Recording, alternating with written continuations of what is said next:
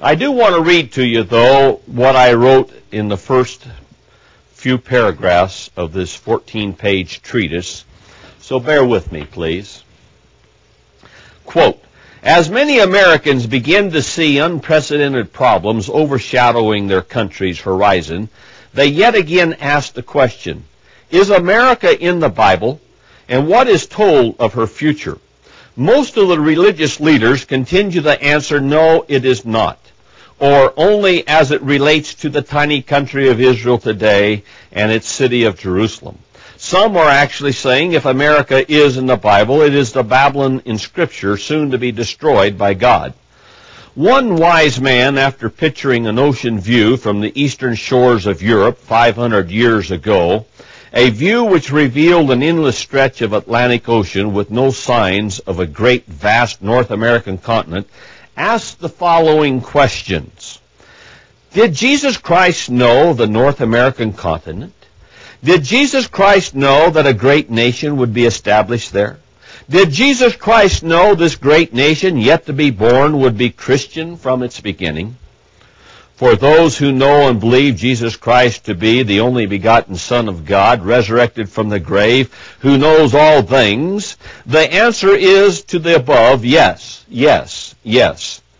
So then comes one more question. Is it possible that the great nation of America, known to Jesus, was never mentioned, indicated, or foretold in the Bible? The answer to that question is self-evident, and thus this treatise is to assist you in finding America and her story in Scripture. So I wrote this 20 years ago, and there's nothing in it that I can see the change. If you want it, send $1. That'll help cover the postage. And ask for America. Awake, O America. It'll help you to see that America is in the Bible. And I want you to understand that America is in history. On the God Save America Again music DVD that we are going to be sending out to those on our mailing list with instructions to listen, act on it, and pass on. By the way, I have already prayed that it'll be like a spark that Obadiah 18 speaks of that sets the stubble of Esau aflame. But it'll be like, I'm praying, the fire on the tail of those foxes that old Samson set loose in the Philistines' fields. It's conquering by song. And I've got good news to tell you. That song sang the 30th anniversary day of this church. Within 18 hours, from what we could tell from the downloads of that song and the unique visits to our website, and if you take and consider that more than one person was viewing it there at the computer, I'm sure I'm very safe in saying within the first 18 hours that there was about 40,000 people that saw and heard that song. And that's just the beginning.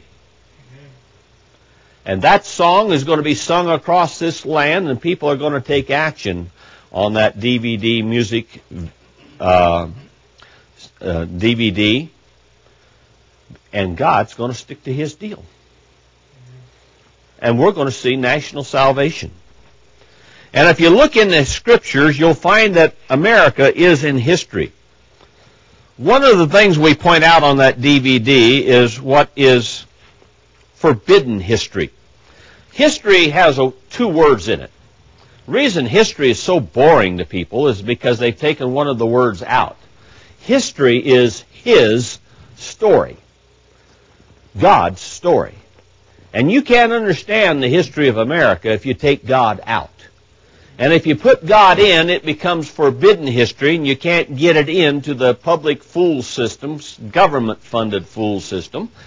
And therefore, you won't find this history book that we make reference to on the DVD called The Light and the Glory in public schools today. You will find it in libraries or in the bookstore, or you can order it at our website, scripturesforamerica.org, The Light and the Glory. It's politically incorrect because it reveals history showing that America, God is in that story. By the way, we have another book that I haven't really pushed as I should. It has to do with terrible terror stories. And this book, Terrible Terror Stories, based upon the parable of the tares that Jesus talked about. Jesus said, "But while men slept, his enemy came and sowed tares among the wheat and went away. The good seed are the children of the kingdom, but the tares are the children of the wicked one." In this book, chapter 5, I believe it is what I call a terrible story, spelled Tarrable, that has to do with history. It talks about the greatest crime ever committed of the last century, according to the FBI. But most people don't know a thing about it. It has to do, though, with history. And when you read that story in chapter 5, you'll find out that the FBI was part of it. What was it? Well, as I said, it has to do with history. And if you can change history, you can change the future. That's how it works. I often ask a history question just to help, not to insult people, which I don't mind insulting people, but it's to cause them to think. I say, who was the first president of the United States? And most always they answer George Washington, which is the wrong answer. George Washington, let me put it this way, was not the first president of this country. In fact, there was a whole bunch of presidents before George Washington. The point is that there's been a whole bunch of history taken away from us. You see, when the Articles of Confederation came in, there was a presidency. And they were in for a long time before we got to George Washington becoming president. And so there were other presidents. I only make the point to show you that if they could take that much of the history of America out of your mind, what other parts have they taken out of your mind? I want to read this from The Light and the Glory. It's on page 267. It says, quote, "But most crown-appointed governors remained submitted to their king, and one wrote to the Board of Trade in England." Get this now. This is history. "If you ask an American who is his master, he will tell you he has none, nor any governor but Jesus Christ, which may have given rise to the cry which was soon passed up and down the length of America by the committees of correspondence, 'No king but King Jesus.'" Now that was the history of America that Americans today do not know about. That was the one who led, shall we say, in the revolution. The king. But that's been taken out of their minds. And when you read this history book, you'll read about how America has been saved more than once by her God. Several different illustrations, but looking at the time, I don't think we'll take time to go there and give you the different times that there were the illustrations. But with that thought in mind, I want you to start thinking about national salvation. It's not in most people's minds today because they have been listening to the dumb dog preachers.